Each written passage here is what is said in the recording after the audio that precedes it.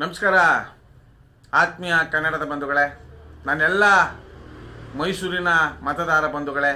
ಇದು ನಮ್ಮ ಮೈಸೂರಲ್ಲಿ ನಾವು ಹುಟ್ಟಿರೋದು ಪುಣ್ಯ ಯಾವುದೋ ಜನ್ಮದ ಪುಣ್ಯ ಮಾಡಿದ್ದೀವಿ. ಇಂಥ ಪುಣ್ಯದ ನಾಡನ್ನು ನುಚ್ಚಿ ನೂರು ಮಾಡ್ತಿರ್ತಕ್ಕಂಥ ಜನಪ್ರತಿನಿಧಿಗಳು ಹಾಗೂ ಕೆಲವು ಅಧಿಕಾರಿಗಳಿಂದ ಸಾಂಸ್ಕೃತಿಕ ನಗರಕ್ಕೆ, ಅರಮನೆಗಳ ನಗರಕ್ಕೆ, ರಾಜ ಮಹಾರಾಜರು ಆಳದಂಥ ಇಂಥ ಇತಿಹಾಸವುಳ್ಳಂಥ ನಾಡಿಗೆ ಧಕ್ಕೆ ಉಂಟಾಗ್ತಾ ಇದೆ. ಭ್ರಷ್ಟಾಚಾರ ಹೆಚ್ಚಾಗ್ತಾ ಇದೆ, ಅತ್ಯಾಚಾರಗಳು ಹೆಚ್ಚಾಗ್ತವೆ, ಕೊಲೆಗಳು ಹೆಚ್ಚಾಗ್ತಾ ಇದೆ. ದಿನದಿಂದ ದಿನಕ್ಕೆ ಮಾದಕ ವಸ್ತುಗಳ ಸಂಖ್ಯೆ ಯುವಕರನ್ನು ಬಲಿ ಪಡೀತಾ ಇದೆ. ಇಂತಹ ಸಂದರ್ಭದಲ್ಲಿ ನಾನು ಚಾಮರಾಜ ಕ್ಷೇತ್ರದ ವಿಧಾನಸಭಾ ಮತದಾರ ಬಂಧುಗಳಲ್ಲಿ ಒಂದು ಮನವಿ ಮಾಡ್ತಾ ಇದ್ದೇನೆ.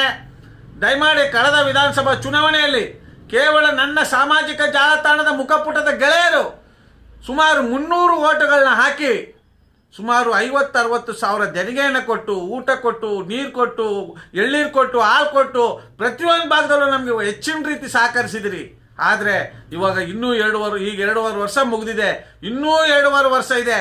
ಇನ್ನೂ 2.5 ವರ್ಷ ಇದೆ. ಯಾವುದೇ ಒಂದು ಪಕ್ಷ ಚುನಾವಣೆಯನ್ನು ನಿರ್ಧಾರ ಮಾಡಿಲ್ಲ, ಚುನಾವಣೆಯ ದಿನಾಂಕವನ್ನು ಘೋಷಣೆ ಮಾಡಿಲ್ಲ. ಆವಾಗಲೇ ರಂಗೇರ್ತಾ ಇದೆ ಚಾಮರಾಜ ವಿಧಾನಸಭಾ ಕ್ಷೇತ್ರ.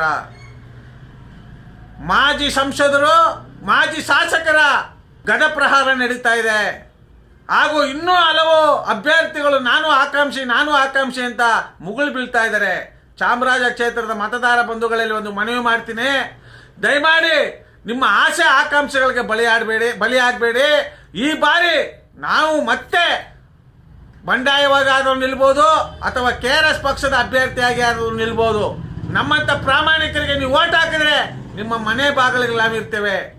ನಾಯಿ ನಿಯತ್ತಾಗಿ ಎಷ್ಟು ಅಚ್ಚುಕಟ್ಟಾಗಿ, ಎಷ್ಟು ಪ್ರಾಮಾಣಿಕವಾಗಿ ಮನೆ ಕಾಯ್ತಾ ಇದೆಯೋ, ಆ ದಿಕ್ಕಲ್ಲಿ ನಮ್ಮ ಸಾಂಸ್ಕೃತಿಕ ನಗರವನ್ನು ಕಾಯೋ ದಿಕ್ಕಲ್ಲಿ ನಾವು ಸೇವೆ ಮಾಡ್ತೇವೆ ಅಂತ ಚಾಮರಾಜ ಕ್ಷೇತ್ರದ ವಿಧಾನಸಭಾ ಕ್ಷೇತ್ರದ ಮತದಾರ ಬಂಧುಗಳಲ್ಲಿ ಮನವಿ ಮಾಡ್ತಾ ಇದ್ದೇವೆ.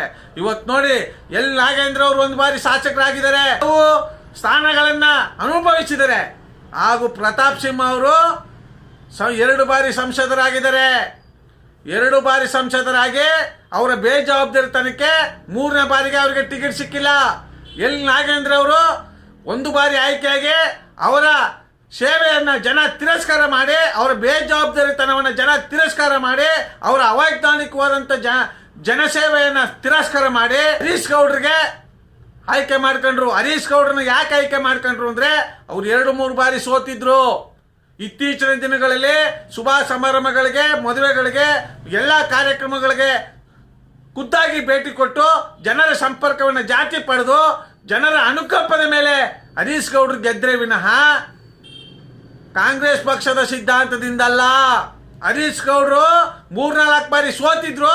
ಈ ಬಾರಿ ಅವ್ರನ್ನ ಗೆಲ್ಲಿಸ್ಕೋಬೇಕು ಅನ್ನೋ ಒಂದು ಅಭಿಮಾನದಿಂದ ಪ್ರಾಮಾಣಿಕವಾಗಿ ಓಟ್ ಹಾಕಿದ್ರೆ ಹೊರತು ಯಾವುದೇ ರಾಜಕೀಯ ಪಕ್ಷದ ಒತ್ತಡಕ್ಕೆ ಆ ಚಾಮರಾಜ ಕ್ಷೇತ್ರದ ಮತದಾರ ಬಂಧುಗಳು ಹರೀಶ್ ಗೌಡ್ರನ್ನ ಗೆಲ್ಲಿಸಿಲ್ಲ.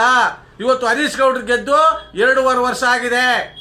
ಕೆಲಸಗಳು ಕಾಣ್ತಾ ಇದೆ. ಆದರೆ KR ಆಸ್ಪತ್ರೆ ನಡೆಯುವಂಥ ಅನ್ಯಾಯ ಅಕ್ರಮಗಳನ್ನ, ESI ಆಸ್ಪತ್ರೆಯಲ್ಲಿ ನಡೆಯುವ ಅನ್ಯಾಯ ಅಕ್ರಮಗಳನ್ನ ತಡೆಯುವಲ್ಲಿ ಅವರು ವಿಫಲತೆಯನ್ನು ಹೊಂದಿದ್ದಾರೆ. ಹಾಗೂ ಅಲ್ಲಿ ನಡೆಯುವಂಥ ಅವ್ಯವಹಾರಗಳು, ಕಾಮಗಾರಿಗಳ ಬಗ್ಗೆ ಹೆಚ್ಚು ನಿಗಾ ವಹಿಸ್ತಾ ಇಲ್ಲ.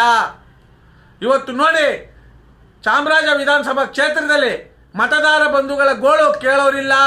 ಮಳೆ ಬಂದಂಥ ಸಂದರ್ಭದಲ್ಲಿ ಆ ರೋಡ್ಗಳಾಗಿರ್ಬೋದು, ಕೈಗಾರಿಕಾ ಪ್ರದೇಶಗಳಿರೋ ಕಡೆ ರೋಡ್ಗಳೆಲ್ಲ ಹದಗೆಟ್ಟೋಗಿದೆ. ಹಾಗೂ ಎಲ್ಲೂ ಸಹ ಹೆಣ್ಣು ಮಕ್ಕಳು ನೆಮ್ಮದಿಯಾಗಿ ಓಡಾಡಕ್ ಆಗ್ತಾ ಇಲ್ಲ.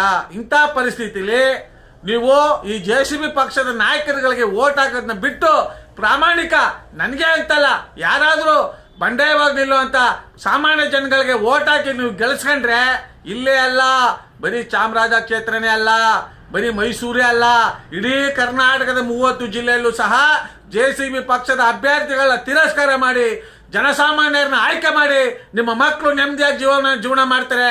ಇವತ್ತಿನ JCB ಪಕ್ಷಗಳ ದೊಂಬರಾಟಕ್ಕೆ ನೀವೇನಾದ್ರೂ ಬಲಿಯಾದ್ರಿ, ನೀವೇನಾದ್ರೂ ಜಾತಿ ನೋಡಿ ಓಟ್ ಹಾಕಿದ್ರಿ, ಪಕ್ಷ ನೋಡಿ ಓಟ್ ಹಾಕಿದ್ರಿ, ನಿಮಗಿಂತ ದೇಶದ್ರೋಹಿಗಳು, ನಿಮಗಿಂತ ಬಂಡ ಮತದಾರ ಬಂಧುಗಳು, ನಿಮಗಿಂತ ಮಕ್ಕಳ ಮೇಲೆ ನಿಮ್ಮಿಂದ ನಿಮ್ಮ ಮಕ್ಕಳಿಗೆ ಪ್ರಭಾವ ಬೀರೋದು. ಇವತ್ತು ನೀವು ಜಾತಿ ಪಕ್ಷ ನೋಡಿ ಓಟ್ ಹಾಕಿದ್ರೆ ಆ ಒಂದು ಸಮಸ್ಯೆಯನ್ನ, ಆ ಒಂದು ಪಾಪವನ್ನ ನಿಮ್ಮ ಮಕ್ಕಳೇ ಅನುಭವಿಸ್ಬೇಕಾಗತ್ತೆ ಅಂತ ಹೇಳ್ತಾ ನನ್ನ ಮಾತನ್ನ ಸಮರ್ಪಿಸ್ತಾ ಇದ್ದೀನಿ. ಚಾಮರಾಜ ಕ್ಷೇತ್ರದ ವಿಧಾನಸಭಾ ಮತದಾರ ಬಂಧುಗಳಲ್ಲಿ ವಿನಂತಿ ಮಾಡ್ಕೊಳ್ತೇನೆ, ಹೆಚ್ಚು ಹೆಚ್ಚು ನಮ್ಮನ್ನು ಬೆಂಬಲಿಸಿ, ಹೆಚ್ಚು ಹೆಚ್ಚು ನಮ್ಮನ್ನು ಸಂಪರ್ಕಿಸಿ, ಹೆಚ್ಚು ಹೆಚ್ಚು ನಮ್ಮ ಒಂದು ಸುದ್ದಿಗಳನ್ನ ಹಂಚಿಕೊಳ್ಳುವುದ್ರ ಮೂಲಕ, ನಿಮ್ಮ ಅನಿಸಿಕೆ ಅಭಿಪ್ರಾಯಗಳ ಹೊರ ಹಾಕುವುದ್ರ ಮೂಲಕ ನಮ್ಮನ್ನು ಬೆಂಬಲಿಸಬೇಕು, ನಮ್ಮನ್ನು ಗೌರವಿಸಬೇಕು. ನಮ್ಮನ್ನು ನೀವು ಮುಂದೆ ರಾಜಕಾರಣಕ್ಕಾಗಲಿ ಸಂಘಟನೆಗಾಗಲಿ ನಮ್ಮ ಕೈ ಹಿಡಬೇಕು ಅಂತ ಹೇಳ್ತಾ, ನಾನು ರಾಜಕಾರಣಕ್ಕೆ ಹೋದ್ರೆ ಕೇಂದ್ರ ಸರ್ಕಾರದ ಗುಲಾಮರಾಗಲಿ, MP ನಮಗಿಂತೂ ದೊಡ್ಡ ಮೇಲ್ಪಟ್ಟ ಅಧಿಕಾರಿಗಳ ಗುಲಾಮರಾಗಿ ಮಾಡೋದು ಈ ಇತಿಹಾಸದಲ್ಲಿಲ್ಲ. ನಾವು ಪಾಳ್ಯಗಾರ ವಂಶದಲ್ಲಿ ಹುಟ್ಟಿದ್ದೇವೆ, ಪಾಳ್ಯಗಾರ ರೀತಿನೇ ಬಾಳ್ಬೇಕು ಅಂತ ನಮ್ಮ ಪಣ ತೊಟ್ಟಿದ್ದೇವೆ.